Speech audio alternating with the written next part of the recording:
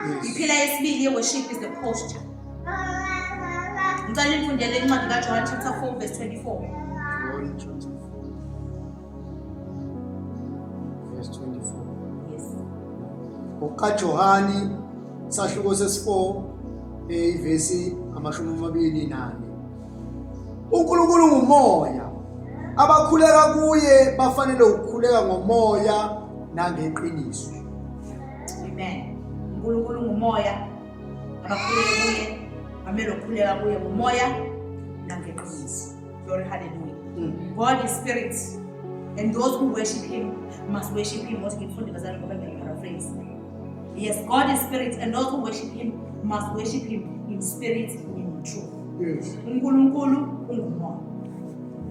uNkulunkulu ungumoya. Those who worship him, that's the posture of worship, to worship God in spirit. Sithenga seqaleni ku-worship kuno-prayer. Hlala noNkulunkulu, uze uNkulunkulu, obedience. Zonke lezo zinto basalana. Amen. Angithi manje vele you have a relationship with uNkulunkulu. Yeah. You have the spirit of God in you. So you will worship God in spirit. You are going to have in spirit. So if you don't have a relationship with the Holy Spirit, lo athi Jesu mengihamba ngizomshiya nodwa. Ngizomshiya nomduduzi. Ozonifundisa konke. He will teach you all things. He will comfort you. Amen. So you are doing in worship too. You worshiping God. So kusho ukuthi wena kumele ukuba ngumuntu oholwa ngumoya. Yeah. You ought to be led by the Spirit. Romans 8:14, for as many as are led by the Spirit, these are the signs of God. Okay. As many as are led by the Spirit, you ought to be led by the Spirit of God. So udumisa uNkulunkulu hayi ngengqondo yakho. This thing is spiritual, and you ought to be led by the Spirit. Amen. Yeah. Kusho ukuthi yakubalekela ukuthi uwazi iculo ofanele ucule manje. Ngoba kuneculo lesikhathi manje. Njengamanje in the spirit. Iliphi iculo elikhona. Ekufanele ngiculo. And you will not know if you awuyena umuntu osibokuhlala kumoya. Angithi vele wena ugcina umoya ugcina esandeni. Usuzofuna esandeni. Ukhuluma kanjani konje? You can't recognize his voice. You can't hear. The frequency will flow.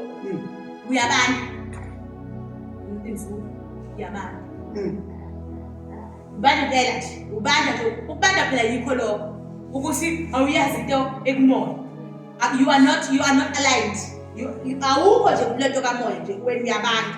Wena udinga ukuthi sikuphaphe ukuthi seyiphuma inkonzo kuyikhathi catch. Ubanda phela. Amen.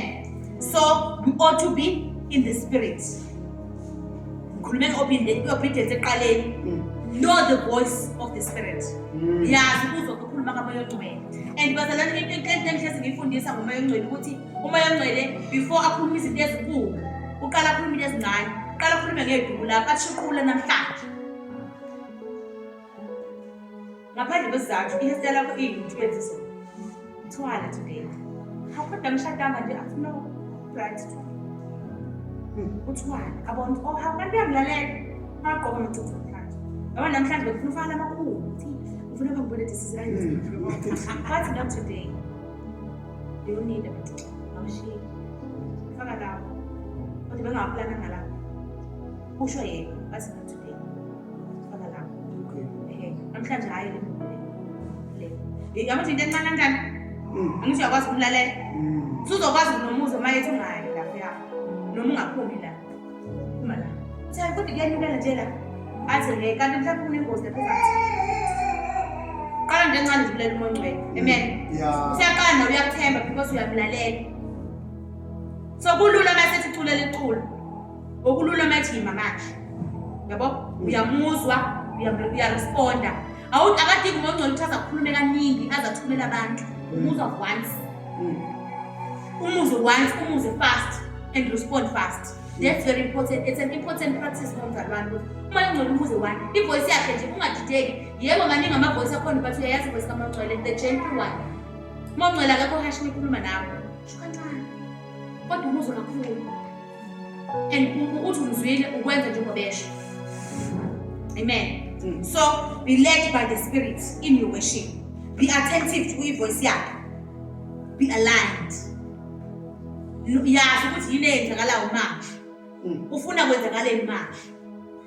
Noma kade nihlelile na rehearsa nayihleli ingoma mhlawumbe ukuthi sizoqala le ngale mase sifuna ongcwele ucela sishintshe sifake le. Yile ayidinga nje manje. Amen. Siya njalo. And also worship God in spirit and in truth. To worship God in truth is worshiping God in the truth of His ways. Asihlukani lezi. Sihlale ezweni. Ukusho ukuthi lento ayinayo into yethu inezi igcwelise. Indumiso yethu umthandazo wethu ugcwelise. Umthandazo wethu awugcwele intoni.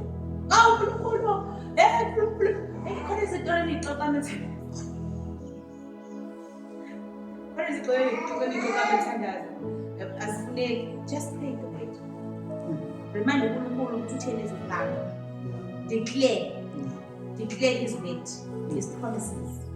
Noma ungakaziboni, just declare His word. You worship uthini uNkulunkulu ezweni. Ndomisa uNkulunkulu ngokukhulu bakhe, lithini izwi kaNkulunkulu empilweni yakho. Lithini izwi kaNkulunkulu emthandazweni wakho. Ngithi say worship ayihlukani nomthandazo. It goes hand in hand. You are worshiping, you are praying. Ama worshipers ke angithaba nje into bazalwana ukuthi nani kodwa azifike futhi akazifike kwaphela. Impethu ngifike ngelocation. Amen. Angazi kwenzakalani nje. But khona bazalwana becona masemele bathandaza bahle. Thina worshipers omunye abhekele imatho shema kufuna ama stand abhekele asimuzi kulapha ukuthandaza ajwayele. Leto nje ayenza ayazi. Lento okuthandaza yikho kuye. Amen. So know the word. Lifunde izwi lazi. Awuzikhathaze ukwazi izwi. Memorize izwi kube nezinto olaziyo. And if you funde every day, you will not struggle. Egameni lika Jesu. Have a revelation. Dumisa uNkulunkulu kwi revelation of His character. uNkulunkulu uzivule kanjani? Omunye umuntu uyakwazi athi you are God the provider. Ukhuleke uNkulunkulu awungivezele kuze noma sengidumisa sengithi uNkulunkulu oyiprovider ngikubonile. Yazi kubalula nyana uma ngabe usumbonile. Ngoba lapho uzoyenza ngerevelation. Usevelile God the healer. Khuleka uNkulunkulu awuzirevele as a healer. And uNkulunkulu ekuphilisile esifeni sakho. You are able to come back uzothi uNkulunkulu ungiphilisile. You are born now in your confidence. So pray that uNkulunkulu can reveal Himself to you, so that you will understand it and you will worship in the truth of His revealed character. uNkulunkulu akazivezi. Angithi tell me what to say. So uma ukhuluma nge-healing, it's something that you have experienced, and it's more genuine. It's more it's more meaningful. Uma ngabe kuyinto oyaziyo ukuthi umdumisa uNkulunkulu ngento oyaziyo. Yebo samdumisa noma sizwile yizwi olaziyo. Isethembiso osaziyo. Uyabona? Yinto oyi-experiencing. Uyabona masingene nento oyi-experiencing, it's even more powerful because now isenobufakazi phakathi. Ukuthi mangithi uNkulunkulu mkhulu ngiwabonile amandla akhe. Ngiwabonile ngiyawazi. So njengamanje sengiyafakaza ngobukhulu bakhe. Akufani noma ngingakaboni ngisazibili. Kodwa uma sengibonile it's even more powerful. Glory, hallelujah. So pray that uNkulunkulu can reveal Himself, more of Himself empilweni yakho. And uNkulunkulu uthembekile uzosiveza. It's unfortunate ukuthi uzoqala udlule esimeni ukuthi uzoqala ngogugu. For ubone ukuthi uNkulunkulu uyaphilisana. Ngeke ngajike theater ngabazalwane. Hawu, wathi theater zentatha sizoyikhipha yikho. Ngathi hawu uNkulunkulu njani?